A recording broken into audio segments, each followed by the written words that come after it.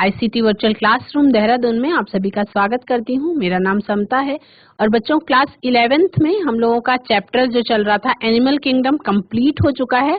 तो let's go to the smart board और आज हम करेंगे एनिमल किंगडम से रिलेटेड कुछ मल्टीपल चॉइस क्वेश्चंस। बच्चों एनिमल किंगडम में क्वेश्चन नंबर 1 है आपका बेसिस ऑफ क्लासिफिकेशन जो कॉन्सेप्ट था उसमें से कुछ क्वेश्चंस हैं जो आपके एग्जाम्स में पूछे गए हैं और ये बहुत सारे एग्जाम्स में भी पूछे जाते हैं। नीट 2019 में भी ये क्वेश्चन पूछा गया था जिसमें आपका बेसिस ऑफ क्लासिफिकेशन में पहला क्वेश्चन है consider following features. Option number A organ system level of organisation, bilateral symmetry, true coelomates with segmentation of body. Question क्या कहता है? Select the correct option of animal groups which possess all the above characteristics।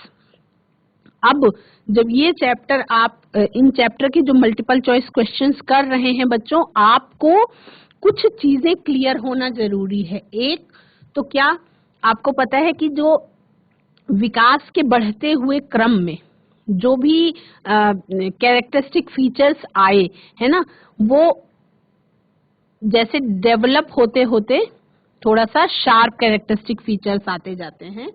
तो ये जो following features थे वो पूछ रहा है क्वेश्चन में कि कौन कौन से ग्रुप में ये फीचर्स प्रेजेंट हैं, है ना। तो इसका ऑप्शन नंबर आपका बी सही है, Annelida, Arthropoda and Chordata. Option number B सही है। अब कैसे सही है? मोलस्का जो है वो shows organ system level of organisation with unsegmented body, है ना। तो यानी कि जो पहला ऑप्शन है वो गलत हो गया क्योंकि उसमें मोलस्का भी है ना। और इसमें सी ऑप्शन में दे रहा है कि ट्रू सीलोमेट्स हैं पर विद सेगमेंटेशन ऑफ बॉडी, तो मोलस्का आपका रॉन्ग हो गया, यानी कि पहला जो है वो रॉन्ग हो गया, है ना। उसके बाद having distinct head, muscular foot and visceral hump, they usually show bilaterally symmetry but some molluscs. तो इसमें क्या हुआ? ऑप्शन नंबर बी जो है आपका एनिलिडा जिसमें सेगमेंटेड बॉडी पाई जाती है, कॉर्डेटा और आर्थ्रोपोडा, ये तीनों के तीनों जो है option number B is the correct answer. Second question क्या है? Which of the following animals are true coelomates with bilateral symmetry. ऐसे एनिमल्स के बारे में पूछ रहा है जो ट्रू सीलोमेट्स हैं, यानी कि जिसमें गुहा जो है वो सत्य गुहा पाई जाती है और बाइलेटरल सिमेट्री पाई जाती है, द्विपार्श्व सममित शरीर, मतलब जो बाइलेटरली सिमेट्रिकल होते हैं। ए है एडल्ट इकाइनोडर्म्स, बी है एस्केलमिंथीज, सी है प्लैटिहेल्मिंथीज और डी है एनालिडा। तो इसका ऑप्शन क्या है? डी है एनालिडा। एनालिडा इसका सही ऑप्शन है, ठीक है। Question number 3, which one of the following kinds of animals are triploblastic. Option number A flat worms, option number B sponges, option number C ctenophores और ऑप्शन नंबर डी कोरल्स। तो इसका answer कौन सा है? Triploblastic. यानी कि triploblastic कैसी condition होती है, पहले अगर वो जानते हैं आप तो आंसर कर पाएंगे। जैसे triploblastic is a condition which describes an animal having a body composed of 3 embryonic germ layers. ऐसे एनिमल का शरीर जिसमें एम्ब्रियोनिक टाइम पर, एम्ब्रियोनिक लेवल पे 3 एम्ब्रियोनिक जर्म लेयर्स पाई जाती है। कौन कौन सी? एक्टोडर्म, मीजोडर्म और एंडोडर्म, है ना। मोस्टली जितने भी मल्टीसेलुलर एनिमल्स होते हैं बिलोंगिंग टू द फाइलम प्लैटिहेल्मिंथीज और फाइलम कॉर्डेटा, प्लैटिहेल्मिंथीज से लेके कॉर्डेटा तक वो सारे के सारे कैसे होते हैं? ट्रिप्लोब्लास्टिक होते हैं, है ना। अब इसमें ऑप्शन में टीनोफोर्स भी दिया हुआ है, स्पॉन्जेस भी और कोरल्स भी। तो स्पॉन्जेस, कोरल्स और टीनोफोर्स ये तीनों की तीनों कैसे होते हैं? डिप्लोब्लास्टिक होते हैं, जिसमें एम्ब्रियोनिक लेवल पे 2 लेयर्स पाई जाती हैं। तो फ्लैट वर्म्स से लेकर के उसके ऊपर जितने भी एनिमल्स हैं वो ट्रिप्लोब्लास्टिक होते हैं। क्वेश्चन नंबर 4 क्या कह रहा है? Which one of the following statements about certain given animals is correct. Round worms, bracket में लिखा हुआ है एस्केलमिंथीज आर सीडोसिलोमेट्स, बी है मोलस्क्स आर एसिलोमेट्स, सी है insects are coelomates. Question number 4, तो इसका आंसर पहले देखिए, एसिलोमेट्स का मतलब क्या होता है? एसिलोमेट्स का मतलब है कि ऐसे animals having no body cavity और सीलोम, जिसमें कोई भी प्रकार की बॉडी कैविटी या सीलोम प्रेजेंट नहीं होता। बॉडी कैविटी का मतलब उनके इंटरनल इंटेस्टाइन से लेके जो बॉडी का आउटर पार्ट है उसके बीच में कोई भी खाली स्थान, कैविटी नहीं पाई जाती। एग्जाम्पल्स क्या है? जैसे आपका पोरिफेरंस है, सिलेंट्रेट्स हैं, टीनोफोरा है, प्लैटीहेलमिन्थीज है। सीडोसिलोमेट्स में क्या होता है? बॉडी स्पेस इज सीडोसिलोम या जिसको फाल्स सीलोम कहते हैं। एग्जाम्पल इसका है स्केलमिन्थीज। और सीलोमेट्स क्या है? Body space is a true coelom enclosed bye mesoderm on both sides. Remaining phyla जो है फ्रॉम एनिलिडा टू आर्थ्रोपोडा, ये सारे के सारे कैसे हैं? सीलोमेट्स हैं। Molluscs and insects are coelomates while flatworms are acoelomates. Flatworms कैसे हैं? एसिलोमेट्स हैं। तो इसमें जो आंसर है ये राउंडवर्म, एस्केलमिन्थीज आर सीडोसिलोमेट्स। ठीक है। अब क्वेश्चन नंबर 5 क्या है? Which one of the following groups of animals is bilaterally symmetrical and triploblastic? Which one of the following groups of animals is bilaterally symmetrical and triploblastic? अभी हमने question number 3 में क्या देखा कि फ्लैट वर्म से ऊपर के जितने हैं वो ट्रिप्लोब्लास्टिक होते हैं, बायलैटरली सिमेट्रिकल होते हैं, है ना? तो ऑप्शन नंबर 1 क्या बता रहा है? A Aschelminthes, option number B ctenophores, option number C sponges, option number D is coelenterates जिन्हें निडेरियंस भी कहते हैं, है ना? तो क्वेश्चन नंबर 5 का आंसर क्या होगा? एस्केलमिन्थीज होगा, है ना? क्योंकि अभी हमने थर्ड क्वेश्चन भी यही किया। इसमें क्या है? एस्केलमिन्थीज एक ऐसा फाइलम है जिसमें कंसिस्टिंग ऑफ सीडोसिलोमेट्स प्रेजेंट होते हैं। दीज आर मोस्टली एक्वेटिक होते हैं, फ्री लिविंग होते हैं या पैरासिटिक भी हो सकते हैं, है ना? Their body is slender shape में होती है, बायलैटरली सिमेट्रिकल होती है और ट्रिप्लोब्लास्टिक होती है। अब क्वेश्चन नंबर 6 है, metameric segmentation is the characteristic of किसका? Mollusca and Chordata, Platyhelminthes and Arthropoda, Echinodermata and Annelida और एनिलिडा एंड आर्थ्रोपोडा। ठीक है। तो क्वेश्चन नंबर 6 में क्या है? द टर्म मेटामेरिज्म, पहले मेटामेरिज्म का मतलब समझेंगे कि मेटामेरिज्म क्या है। Metamerism refer to a linear repetition of parts in an animal body. Metamerism का मतलब है कि लीनियर रेपिटेशन अगर पार्ट्स का हो रहा है किसी भी जंतु के शरीर में तो उसको मेटामेरिज्म कहते हैं। It occurs in 3 highly organised phyla. Highly organised phyla कौन कौन से प्रेजेंट होता है? जिसमें ये एनिलिडा में प्रेजेंट होता है, आर्थ्रोपोडा में प्रेजेंट होता है एंड कॉर्डेटा में भी प्रेजेंट होता है। Each segment is called a metamere और सोमाइट। सेगमेंटेशन जो है often affects both external and internal structures को वो अफेक्ट करता है। Such a condition is called metameric segmentation. In chordates में the segmentation is apparent only in the embryonic stage.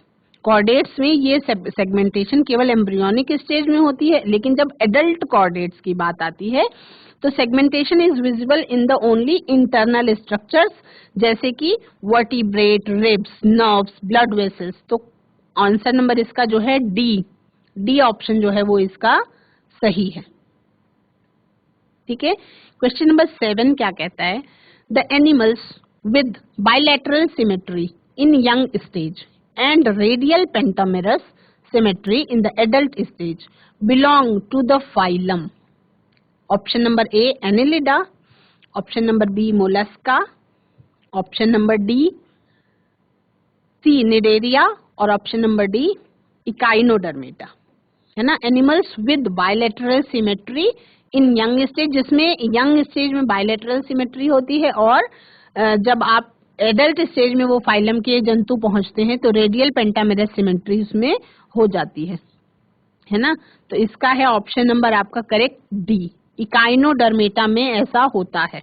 ठीक है। इकाइनोडर्मेटा में क्या है? स्टारफिश आपका आ जाता है इसका एग्जाम्पल में। तो इकाइनोडर्मेटा कैसा होता है? Echinoderms are triploblastic animals with organ system level of organisation. Larval forms possess bilateral symmetry, लेकिन जब एडल्ट्स की बात आती है तो adults have radial symmetry.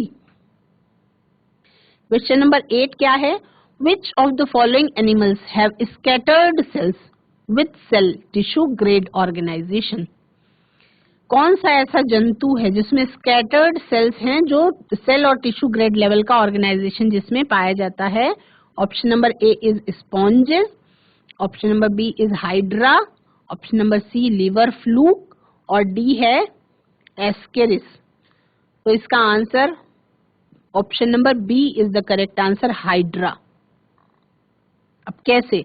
Hydra जो है उसमें टिश्यू लेवल का ऑर्गेनाइजेशन पाया जाता है. Its body is multicellular and the cell occur in two distinct layers of tissues of specialized cells. Sponges जो हैं have cellular level of organization.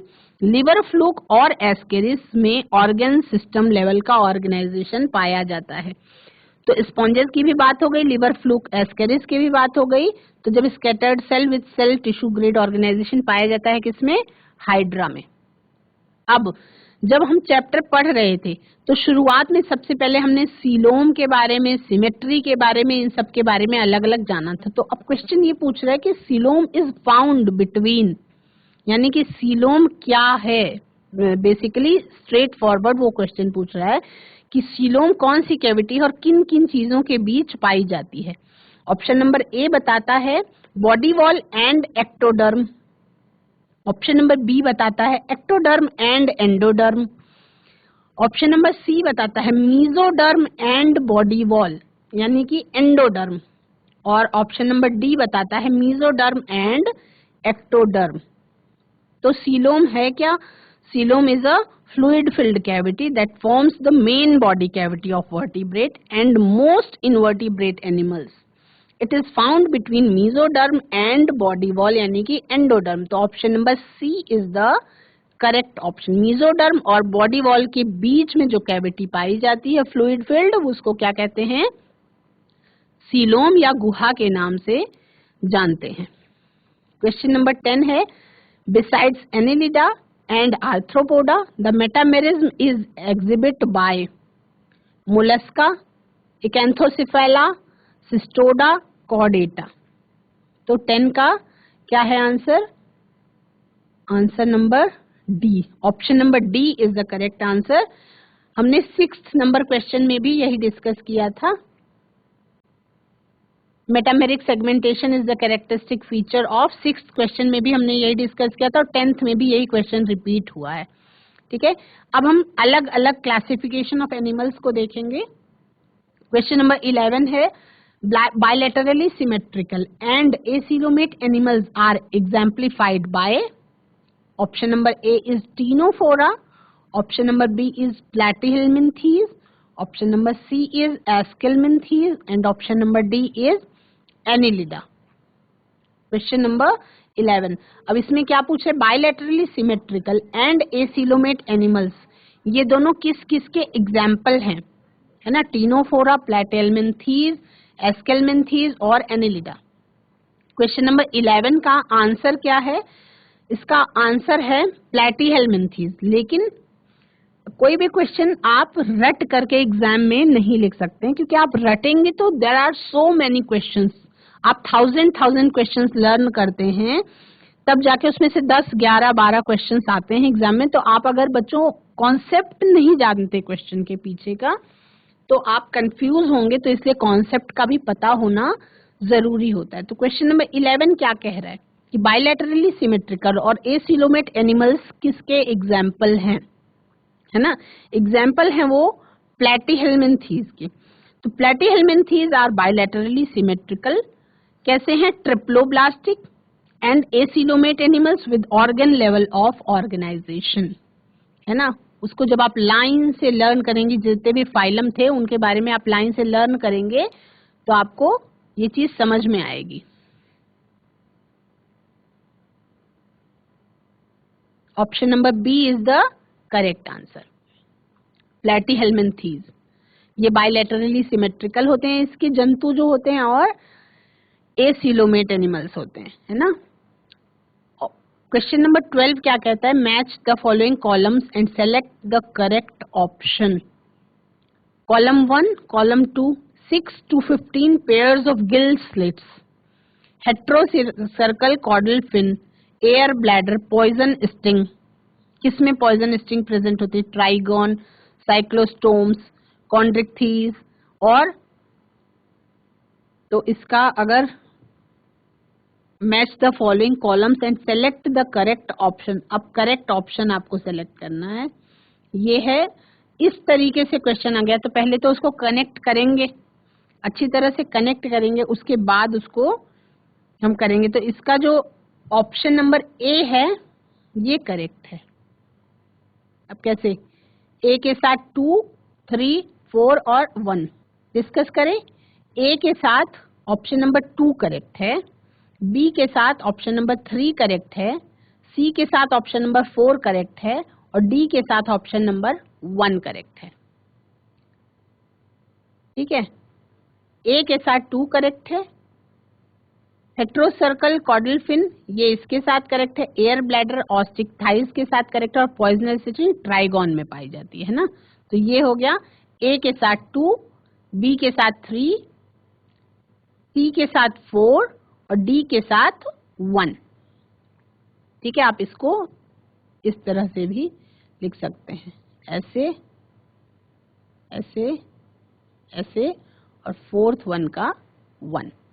ठीक है, अब हम बात करते हैं क्वेश्चन नंबर 13 की।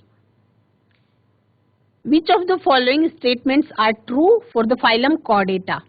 फाइलम कॉर्डेटा के लिए कौन कौन से स्टेटमेंट सही हैं? ऑप्शन नंबर ए क्या कहता है, in Urochordata notochord extends from head to tail and it is present throughout their life. Option number B is saying in Vertebrata notochord is present during the embryonic period only. C, central nervous system is dorsal and hollow. और D क्या कहता है, chordata is divided into 3 subphyla, hemichordata, tunicata and cephalochordata. Question number 13, तो इसका answer कौन सा है? इसका आंसर है ऑप्शन नंबर डी, है ना। ऑप्शन नंबर डी यानी कि बी और सी ये दोनों के दोनों सही हैं। बी क्या कहता है, in Vertebrata notochord is present during the embryonic period only, central nervous system is dorsal and hollow. In Urochordata जो नोटोकॉर्ड होती is present only in larval tell.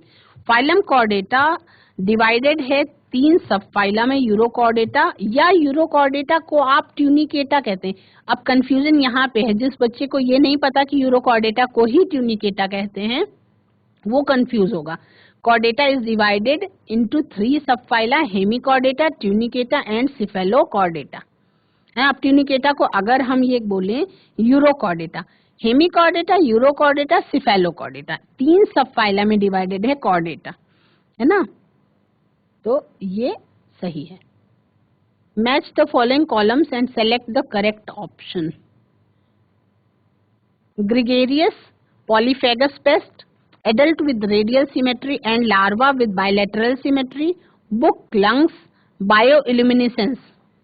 बायोइल्यूमिनेसेंस का मतलब जहां पे लाइट, जैविक लाइट आती है ना, किसी भी जंतु में जिसमें लाइट मतलब चमक होती है ना। क्वेश्चन नंबर 14, क्वेश्चन नंबर 14 का आंसर क्या है, बी ऑप्शन है सही, यानी कि ए ये 4 के साथ कनेक्ट होगा, बी जो है वो आपका कनेक्ट होगा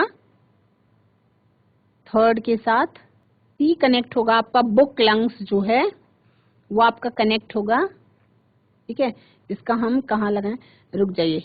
क्वेश्चन नंबर 14 का पहले निशान लगाते हैं, उसके बाद डिस्कस करेंगे। 14 का क्वेश्चन नंबर जो है उसका ऑप्शन नंबर आपका सही है बी, ये ऑप्शन सही है।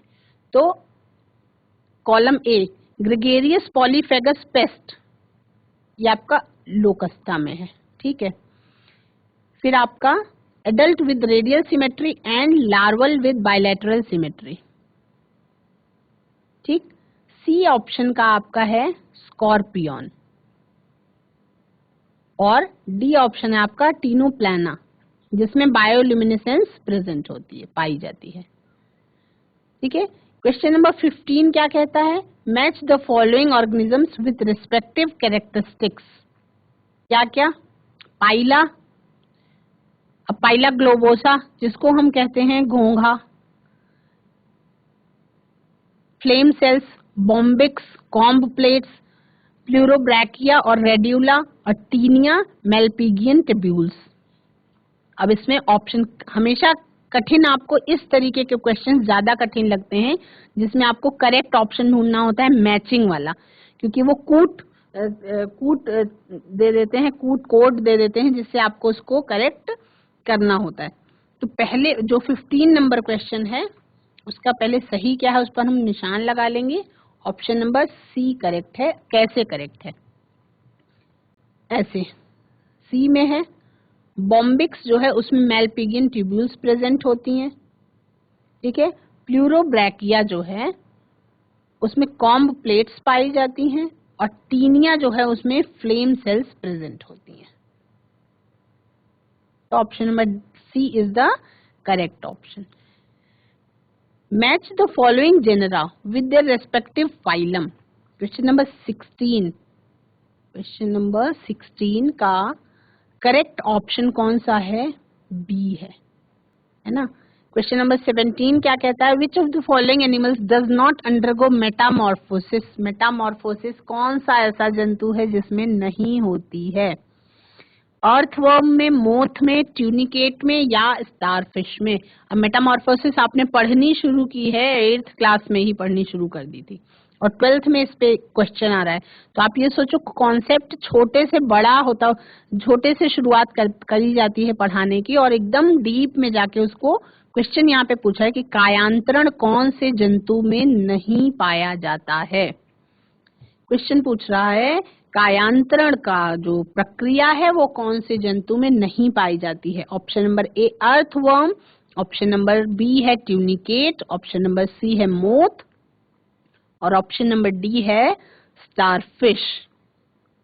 तो मेटामॉर्फोसिस क्या है? मेटामॉर्फोसिस वही बच्चे निशान लगा पाएंगे जिनको पता है कि मेटामॉर्फोसिस क्या है। Metamorphosis is the process of transformation of an immature larva into an adult form in 2 or more distinct stages. Animals that undergo metamorphosis are said to have indirect development. उसमें क्या पाया जाता है? indirect development पाया जाता है, जैसे कि ट्यूनिकेट्स में पाया जाता है, मोथ में पाया जाता है, स्टारफिश में पाया जाता है, फ्रॉग में पाया जाता है। इन केस ऑफ अर्थवर्म, जब हम केचुए की अर्थवर्म की बात करते हैं तो development is direct with means no larval stage, उसमें लार्वल स्टेज प्रेजेंट नहीं होती है, and hence there is no metamorphosis. तो अर्थवर्म में मेटामॉर्फोसिस नहीं पाई जाती और तीनों में मेटामॉर्फोसिस पाई जाती है ना।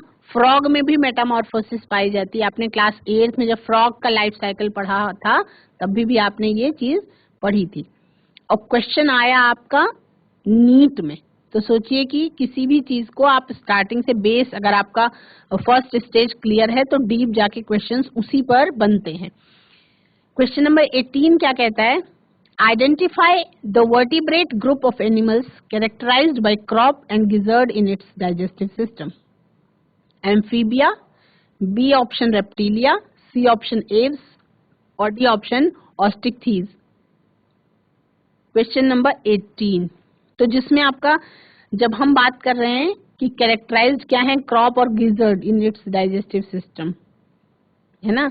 तो आपका the alimentary canal of birds, birds में have additional chambers, the crop and gizzard जो नॉर्मल में नहीं पाई जाती।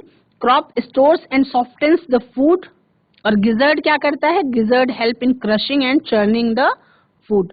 तो ये आपका option number C is the correct option 18, question number 18 का। इसमें 4 chambered digestive system, 2 extra additional chambers इसमें पाए जाते हैं, है ना। Which one of these animals is not a homeotherms?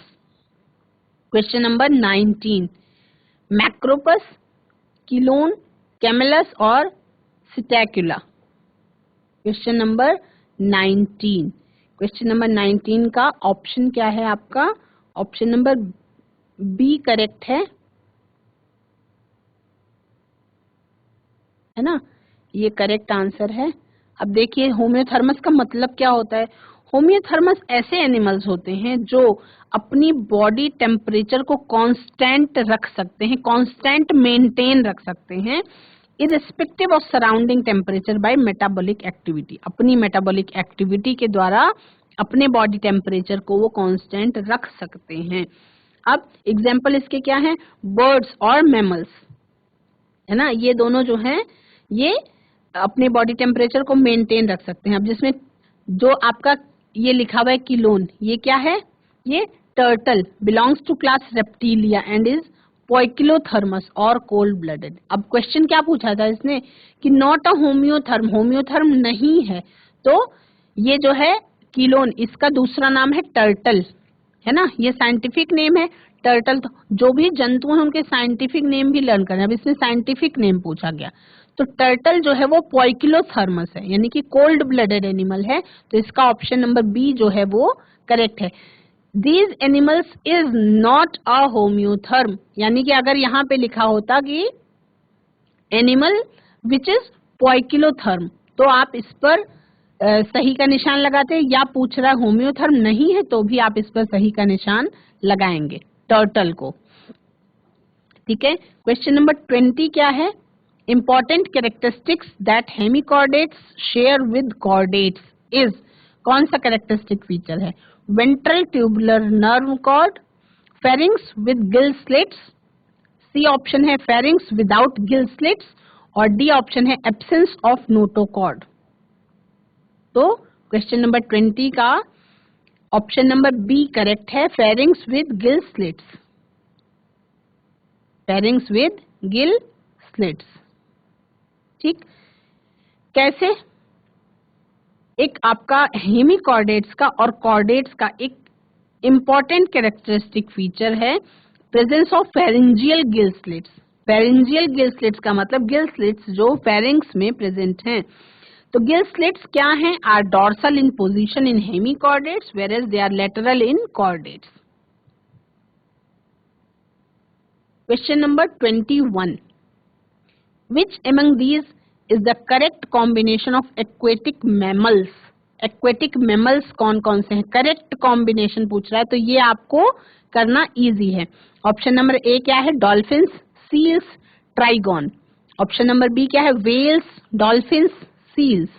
Option number C क्या है? ट्राइगॉन, वेल्स और सील्स। और ऑप्शन नंबर डी क्या है? सील्स, डॉल्फिन्स और शार्क्स। तो इसमें आपका वेल्स, डॉल्फिन्स और सील्स, ये तीनों एक्वेटिक मैमल्स के एग्जाम्पल्स हैं, जिसमें आपका ट्राइगॉन और शार्क्स ये दोनों के दोनों मैमल्स में आते ही नहीं हैं, ये दोनों आते हैं आपके कार्टिलेजिनस फिशेज में आ जाते हैं, शार्क्स और ट्राइगॉन्स। तो ऑप्शन नंबर ए जो है वो इनकरेक्ट हो गया, ऑप्शन नंबर सी जो है वो भी इनकरेक्ट हो गया, इसमें भी ट्राइगॉन है, इसमें भी ट्राइगॉन है, दोनों के दोनों क्या है? कार्टिलेजिनस फिशेज हैं। और डी ऑप्शन में आपका शार्क है, यानी कि डी ऑप्शन भी आपका इनकरेक्ट हो गया। तो ऑप्शन नंबर कौन सा सही बना आपका? ऑप्शन नंबर बी जो है वो सही है। वेल्स, डॉल्फिन्स और सील्स ये तीनों के तीनों एक्वेटिक मैमल्स हैं, तो इसका ऑप्शन नंबर आपका बी जो है वो करेक्ट है।